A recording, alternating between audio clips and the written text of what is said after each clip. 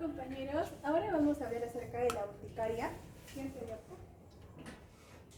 Vamos a comenzar presentando un caso clínico que es de una niña de 7 años de edad, de raza mestiza. Como antecedentes, no presenta alergias, no tiene historia de hospitalizaciones ni cirugías previas, no antecedentes personales o familiares de importancia. La niña de 7 años acude a consulta por haber presentado en días sucesivos 2 episodios de picor, enrojecimiento generalizado de la piel y abones difusos durante el baño en la playa. Sin episodios anteriores similares, refiere la madre que tras cada inmersión en el mar, tardaba en recuperarse casi 1 hora y se quedaba ligeramente somnolienta mientras mantenía el rascado continuo de cara y tronco. No había asociaciones tos ni picor de mucosas en ninguna de las ocasiones. Cabe agregar que la niña fue tratada hace 3 semanas por una amigdalitis exudativa, la cual fue complicada porque no tuvo una buena respuesta al tratamiento. La fiebre se dio a los 4 días. Como podemos ver en la imagen, la niña mostraba lesiones urticariformes en tórax que apareció a los pocos minutos del estímulo con un acumulador de frío. Siguiente. Al examen físico está en buen estado general, buen estado de nutrición, buen estado de hidratación, no presenta exantemas ni petequias, no signos de distrés respiratorio, la auscultación cardíaca está normal, la auscultación pulmonar tiene una buena entrada del aire bilateral, sin ruidos sobreañadidos, el abdomen es normal y URL normal. En cuanto a los exámenes complementarios, el cultivo de exudado faríngeo negativo, un hemograma con fórmula leucocitaria, todas las series están dentro de los límites normales. En cuanto a la bioquímica, la función hepática está normal, hidratantes en fase aguda, BCG en 6, inmunología, inmunoglobulinas totales y fraccionadas IgA y IgM normales, complementos C3, 32, C4, 19 y entonces decimos que todos también están normales. En cuanto a la serología de virus hepatotropos negativos, serología de parásitos intestinales también negativos, marcadores de bacterias atípicas, clamidia y micoplasma negativos. Y por último, la serología de virus respiratorios tenemos positivo para el virus de Epstein-Barr. Ante estos resultados, ¿cuál sería su siguiente actitud? Bueno, en este caso, pues es una paciente que ha dado positivo al Epstein-Barr, entonces el origen en este caso sería vírico. Sería enviarla a consultas de dermatología de forma posterior, porque es algo vírico. ¿Y cuál es la principal célula implicada en la fisiopatología? En este caso serían los mastocitos, que le vamos a explicar más adelante cuál es la relación en cuanto a la acción de los mastocitos. Ya, ¿cómo clasificaríamos la urticaria de este paciente? Pues según la clasificación de Warender existen 3 tipos. La primera, que va a ser lesiones cutáneas localizadas, lo cual nuestro paciente no tenía. Lesiones cutáneas generalizadas más síntomas sistémicos leves, quiere decir como somnolencia o malestar, sin llegar a la hipotensión o shock, lo cual nuestro paciente sí tenía. Entonces estaría clasificado en un tipo 2. Tipo 3 es cuando el cuadro ya es grave, quiere decir que la paciente ya está hipotensa y en shock con angioedema incluido. Nuestro paciente no tendría un tipo 2. Y dentro de la misma clasificación tenemos el tipo adquirido y el familiar. Nuestra paciente tendría un tipo adquirido que debido a una enfermedad infecciosa como es la mononucleosis, debido a que salió pues el virus de Epstein-Barr positivo. Siguiente. No. Y aquí busqué en una revista de México sobre alergología y pues las causas idiopáticas son muy comunes en urticaria, dentro de una 13-76%. Y dentro de esas, las infecciones también son muy comunes, como una infección puede causar una urticaria con un porcentaje del 48%. Siguiente diapositiva, por favor. Bueno, entonces, ¿cómo sería el tratamiento principal? Pues antihistamínicos H1 quiere decir que son los antihistamínicos se pueden dividir en 2, ¿no? H1 y H2. Depende del receptor en el que la histamina esté uniéndose, ¿no? Porque los receptores H1 y H2 están en diferentes partes en diferentes órganos que lo vamos a ver en la fisiopatología. Entonces, Al paciente le vamos a dar antihistamínicos H1, pero estos se van a dividir en dos tipos, las de primera generación y las de segunda. Las de primera generación van a ser aquellos que cruzan la barrera hematoencefálica, entonces van a tener como una consecuencia como de sedación, somnolencia, que puede tener varios efectos adversos, como por ejemplo alteraciones cognitivas o de aprendizaje, boca seca, retención urinaria, visión borrosa, estreñimiento. Otra de las desventajas de utilizar antihistamínicos de primera generación es que demoran mucho. Su uso en un día es aproximadamente de 3, en cambio los de segunda generación es una vez al día. También tiene riesgo de intoxicación si es que lo utilizamos en exceso. Los de segunda generación pues no cruzan la barrera hematoencefálica y no suelen producir tanto sueño como los de primera generación. Tienen acción más prolongada, como mencioné, que solo le vamos a tener que dar al paciente uno en un día a comparación de los de primera, y son más seguros porque no tienen tantos efectos adversos como los de primera generación. Siguiente diapositiva, por favor. Entonces, ¿sería necesaria alguna recomendación más en este paciente? Sí, debido a que tenemos que evitar que el paciente esté expuesto al frío, ¿no? A situaciones de frío, como por ejemplo ir al mar, ir a la piscina o evitar alimentos y bebidas frías para prevenir que pueda tener un edema de la laringe o de la orofaringe y pueda provocar ya hay obstrucción, ¿no? Aquí puse dos imágenes para poder diferenciar lo que es una urticaria y un angioedema. La urticaria involucra la dermis superficial, en cambio el angioedema ya es más profundo, ¿no? La dermis profunda, tejido subcutáneo y mucosas, especialmente como los párpados, labios, lengua, genitales, y puede comprometer la vía aérea y provocando así un edema laringio. Siguiente diapositiva, por favor.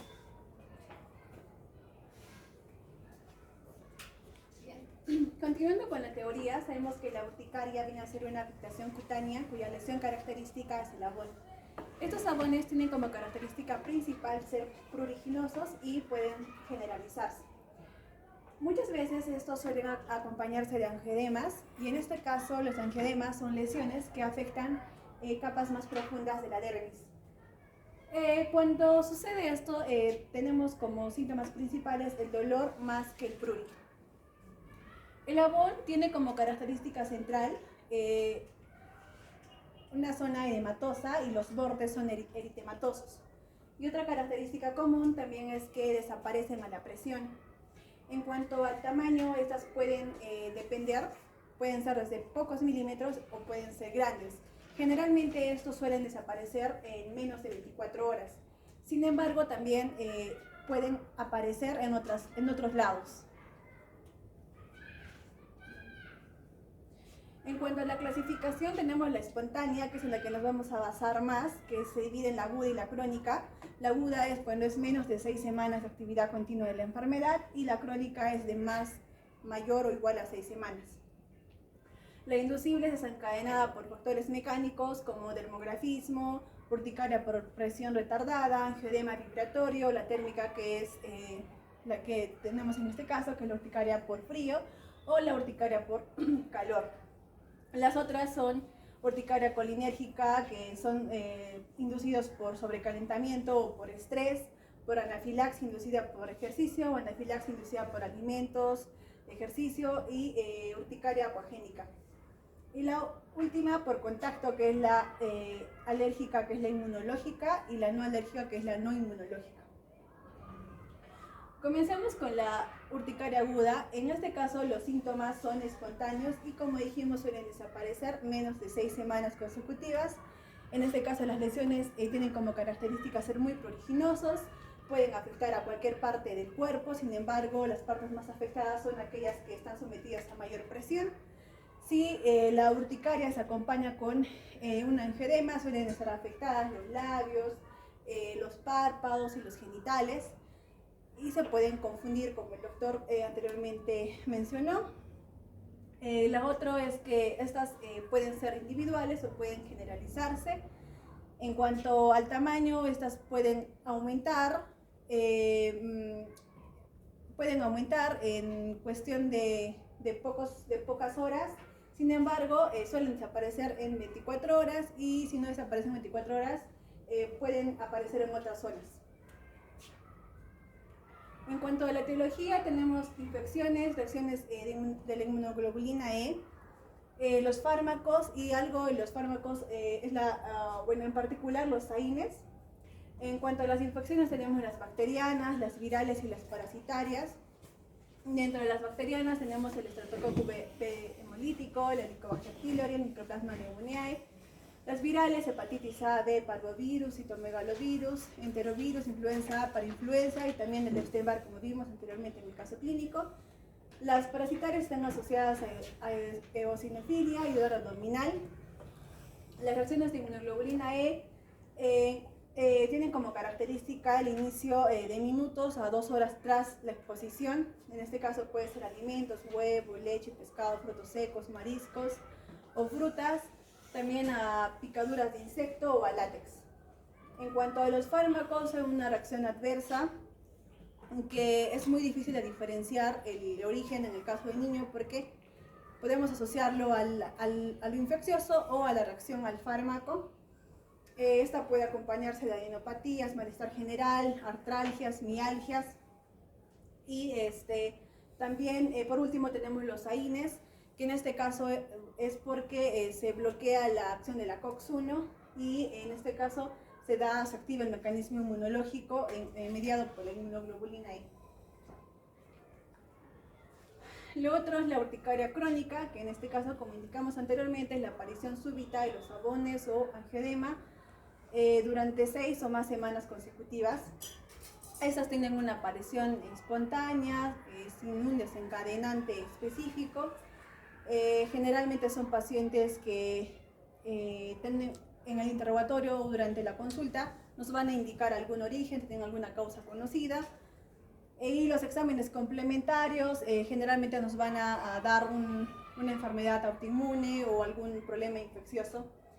En cuanto a la urticaria crónica inducible, vamos a tener como desencadenantes específicos el dermografismo o la exposición a frío, al calor o por contacto apogénico vibratorio. Bien, como dijimos, la etiología pueden ser fármacos, vacunas, picaduras, otros insectos. En cuanto a las vacunas, tenemos la triple vírica, la vacuna contra la hepatitis, contra el tétano y otras causadas, por ejemplo, también tenemos vacunas que tengan como componentes tiomersal. Bueno, en cuanto al diagnóstico, básicamente el diagnóstico es clínico, entonces preguntamos las características de los sabones, de la forma, el tamaño, la aparición, si desaparece o no a la presión, qué distribución tiene, qué frecuencia aparece, si es la primera vez, cuánto tiempo ya tiene la presencia de este sabón, si le pica, le duele o si presenta hormigueo.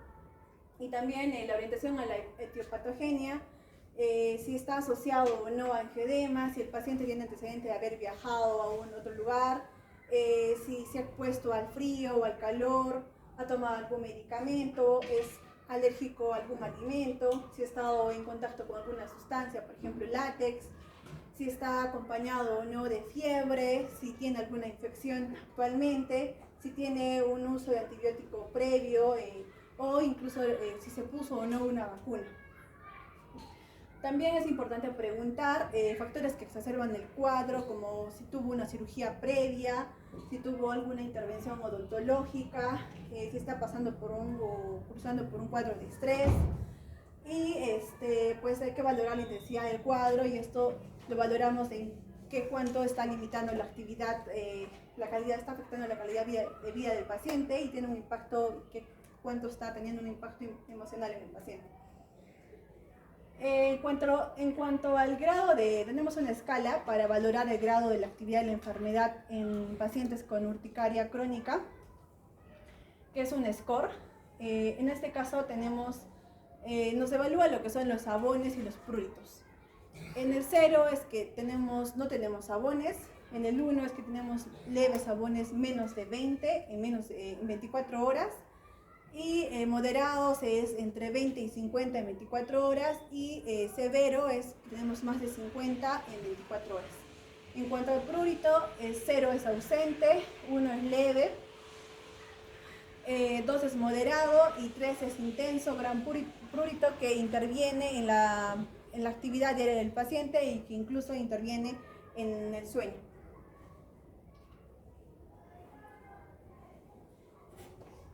Dentro del diagnóstico también vamos a tener pruebas que nos van a ayudar a poder determinar qué tipo de urticarias son, ¿no? Como ya mencioné, existen las urticarias físicas como el dermografismo, como vemos en la imagen, por presión, se hace una presión de 200 a 1500 durante 15 minutos, por frío.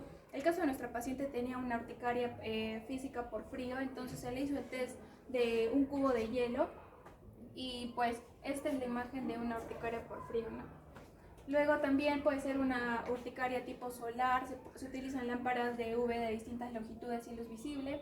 También existen tipo de urticarias físicas vibratorias en el que se utiliza vibraciones, ¿no? Y calor.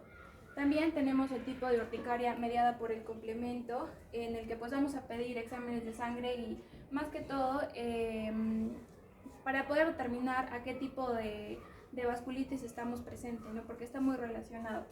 Y espontáneas, como ya mencionó mi compañera, puede ser aguda o crónica, dependiendo del tiempo, menos de 6 semanas aguda, más de 6 semanas crónica.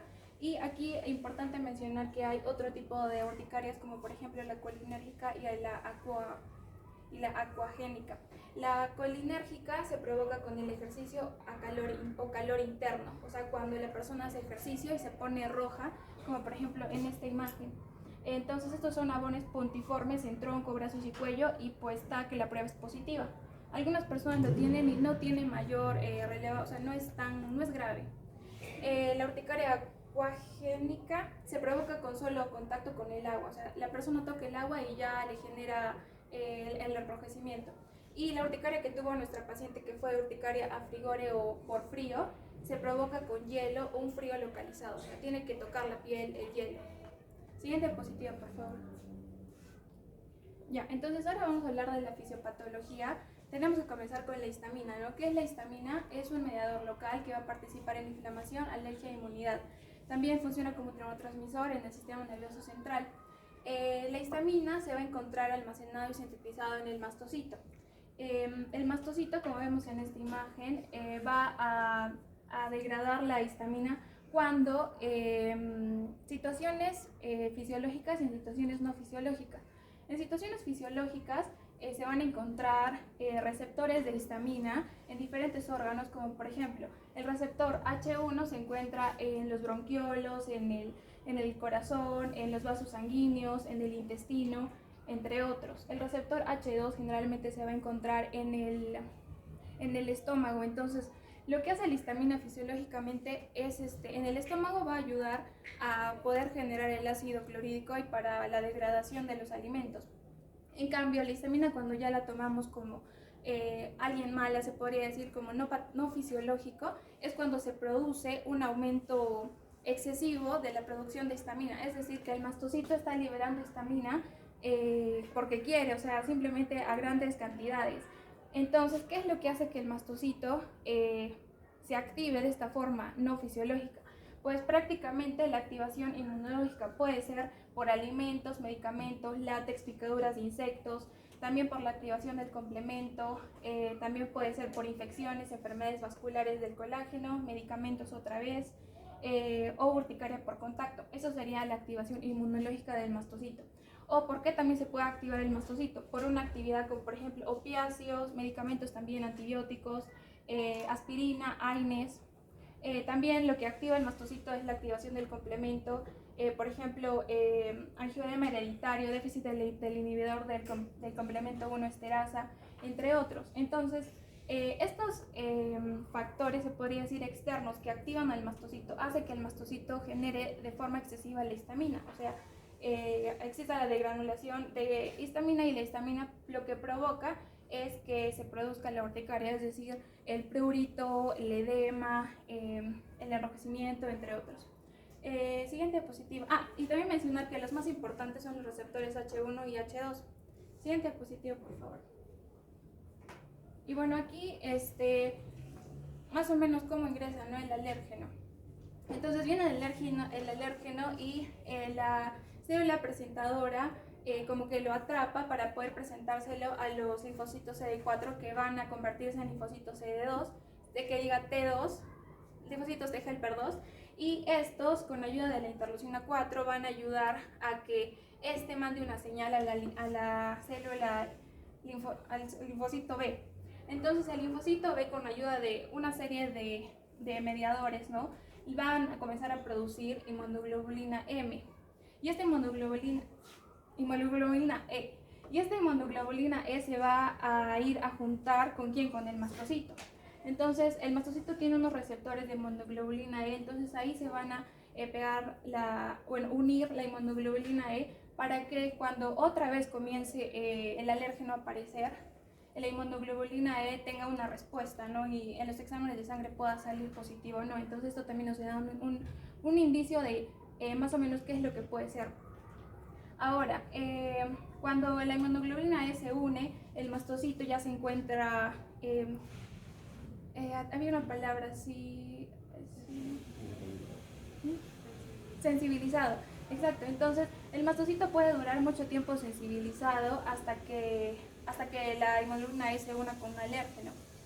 Cuando ya el mastocito se une con el alérgeno, va a comenzar a liberar lo que el doctor dijo, no, histamina, prostaglandinas, leucotrienos, entre otros, y esto es lo que va a producir la vasodilatación, ¿no?, y vamos a producir el edema, el eritema y el picazón.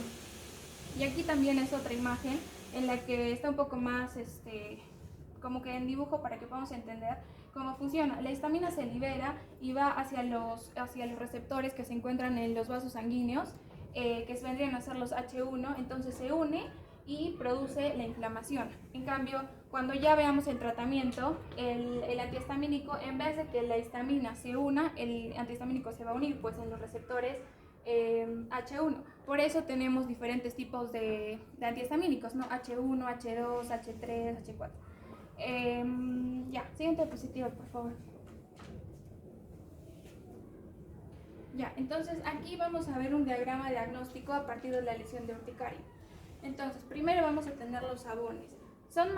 Los sabones están más de 24 horas, sí. Entonces hacemos una biopsia de vasculitis porque ya nos guían, ¿no? O sea, cómo va a durar los sabones más de 24 horas. Y mi compañera ya mencionó que generalmente la urticaria dura 24 horas. Entonces, nuestra biopsia para descartar vasculitis sale positiva, ya damos tratamiento para vasculitis. Ahora, si nuestros sabones duran más de 24 horas, no. Entonces, nos preguntamos, ¿cuánto es? ¿Menos de 6 semanas o más de 6 semanas? Si es menos de 6 semanas, estamos hablando de una urticaria aguda.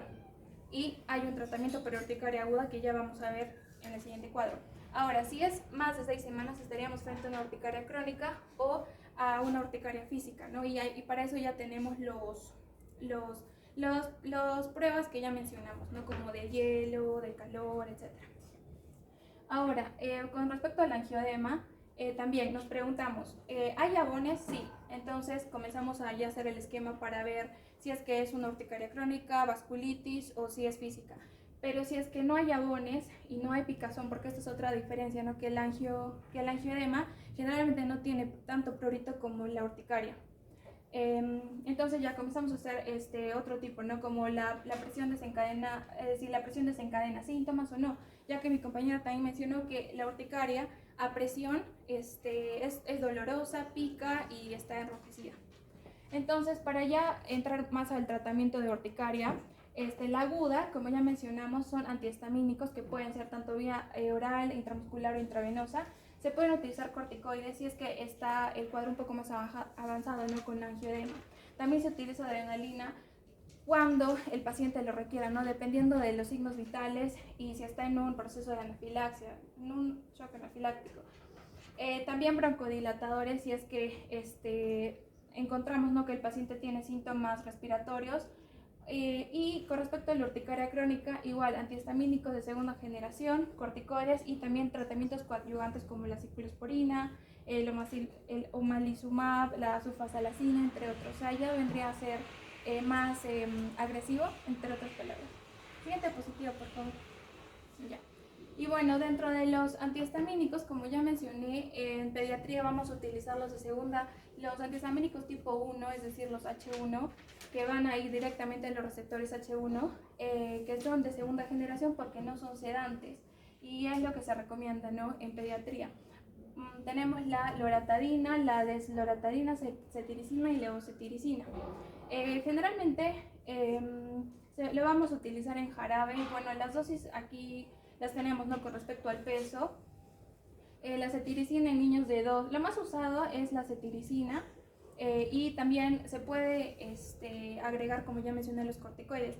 Leí que los corticoides, el más usado es la prednisolona, porque es la única que viene en presentación jarabe y es más la acción que tiene en el pequeño es más rápida, es entre 1 a 2 horas.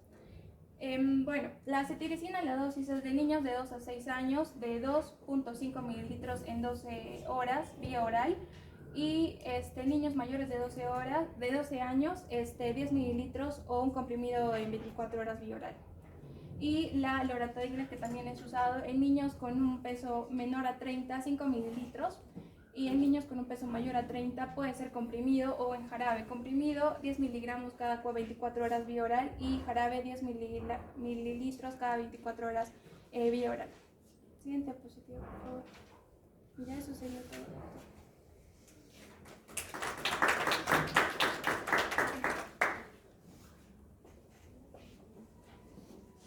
¿Tienen alguna pregunta? ¿Alguna pregunta? ¿Seguro? A ver, entonces yo haré la pregunta. A ver. Es un niño cualquiera. Van a examinarlo. Y tiene un problema respiratorio, cardíaco, lo que sea. Y, como jugando, le hacen esto. ¿Sí? Y se pone rojo. Y se pone fuerte en rayo en la panza o en la pechuga del saco. ¿Sí? La pregunta es: ¿qué tiene?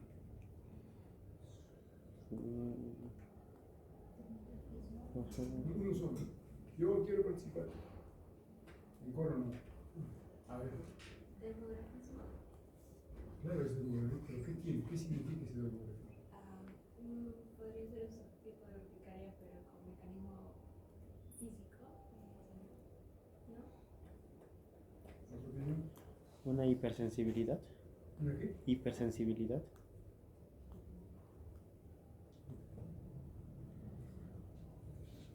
¿Sí? Ahí, ¿lo tienen puesto? Ya. Respuesta adelantada. Es una urticaria crónica no diagnosticada. Urticaria crónica no diagnosticada. ¿Sí? Oye, la más facilita. Bien. Continuamos.